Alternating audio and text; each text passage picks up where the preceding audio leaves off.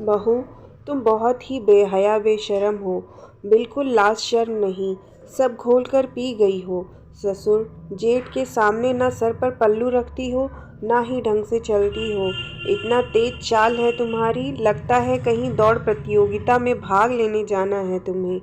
अरे, माँ बाप ने यह भी नहीं सिखाकर भेजा?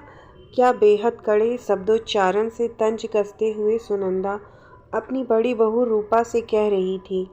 सास के ताने से बेचारी सहम गई और रोआसी मन से अपने कमरे में चली आई। उसके पति विभू आईने के पास खड़ा होकर अपनी मूछें को कैंची से आकार दे रहे थे। क्या हुआ? क्यों रोनी सूरत बनाई हो? माँ ने फिर से अपने तरकस से व्यंग बाण चलाए। उफ, ये माँ भी ना एकदम खड़ूस सास जैसी बनती जा रही है। अरे जाने दो ना, उसकी यही खराब आदत है। तुम वही करो जो तुम्हें ठीक लगे, तुम उनकी बात का बुरा मत माना करो। कहकर पतिदेव ऑफिस के लिए निकल गए। रूपा को हर दिन सास के ताने सहने पड़ते। रूपा के हर काम में नुक्स निकालना सास की आदत बन गई थी। अब तो रूपा ने सब्र करना सीख लिया था। कभी वो सास को पलटकर जवाब नहीं देती। कुछ साल बाद देवर की शादी कमाऊ देवरानी सानिया से होती है। सानिया सुबह देवर करण के साथ ऑफिस चली जाती है और रात को 7-8 बजे के बीच आती। अपने काम काज से इतनी थक जाती, फिर वो रूपा की काम में मदद कर देती, लेकिन बाहर के काम का दबाव भी था, इसलिए सानिया का गृह कार्य में सहायता करना ना करने के समकक्ष था। मतलब ऊँट के मुंह में जीरा। सानिया को रोज़ रोज़ ऑफिस जाना पड़ता। ऐसा करो रूपा, एक खाना बनाने वाली रख लो जिससे तुम्हारी सहायता हो जाए, साथ ही साथ दोपहर को विश्राम भी कर लिया करना। सास ने इतनी आत्मीयता से कहा तो रूपा आश्चर्य से उनको देखने लगी। अरे, आज सूरज पश्चिम से कैसे उग गया? इतना स्नेह और ममता तो मेरे लिए नहीं थी इनके मन में।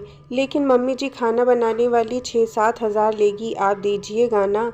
और बर्तन मांजने और झाड़ू पोछा का अलग से लेती है। हाँ हाँ बहू, रख लो ना, दिलाएगा पैसा दोनों को।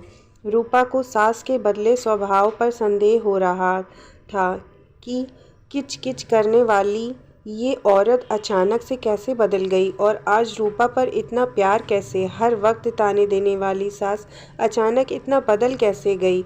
और तो और अब रूपा सर पर पल्लू भी ना रखे इसके लिए भी नहीं टोकती।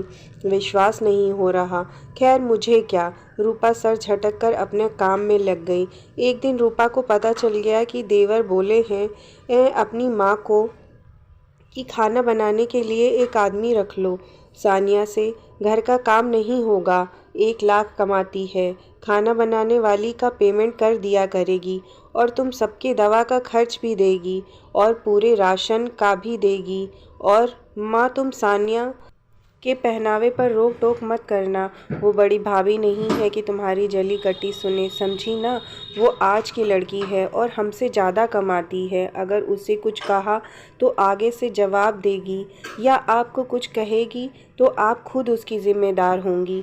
मुझसे शिकायत मत करिएगा, लेकिन बेटा एक बहू होने के नाते उसे लाज लिहाज का ख्याल रखना धर्म है ना। क्या बात करती हो माँ? सबको आदर देना व ख्याल रखना सबसे बड़ा धर्म है। लाज लिहाज स्वभाव में होना चाहिए, पहनावे में नहीं। बड़ी भाभी बहुत अच्छी हैं, आपने कभी उनकी कद्र नहीं की, हमेशा उनकी अवहेलना की है। वो कभी आपको पलटकर जवाब नहीं देती, आप उसका फ़ायदा उठाती हैं। सानिया उनकी तरह नहीं है। भैया भी कभी कुछ नहीं बोले, लेकिन हमसे ये उम्मीद मत रखना कि तुम सानिया को कुछ बोलोगी और मैं चुप बैठूंगा, क्योंकि मैं भैया नहीं हूँ। इसलिए अपने बड़े होने का साक्षात प्रमाण दिखाओ और सबको चैन से जीने दो। तब से सास के रंग ढंग बदल गए और उनको बड़ा बेटा बहू लिहाजी लगने लगे। रूपा ने सास को कुछ एहसास नहीं होने दिया कि उसको कुछ पता है। वो पहले जैसे ही सास की इज्जत करती। अब सास भी बहुत प्यार करती रूपा से, क्योंकि सास को समझ आ गया था हर चमकने वाली चीज़ सोना नहीं होती और आज के ज़माने में रूपा जैसी बहू मिलना बहुत मुश्किल है। दोस्तों, आपको मेरी कहानी पसंद आई हो तो प्लीज़ मेरे चैनल को सब्सक्राइब करें।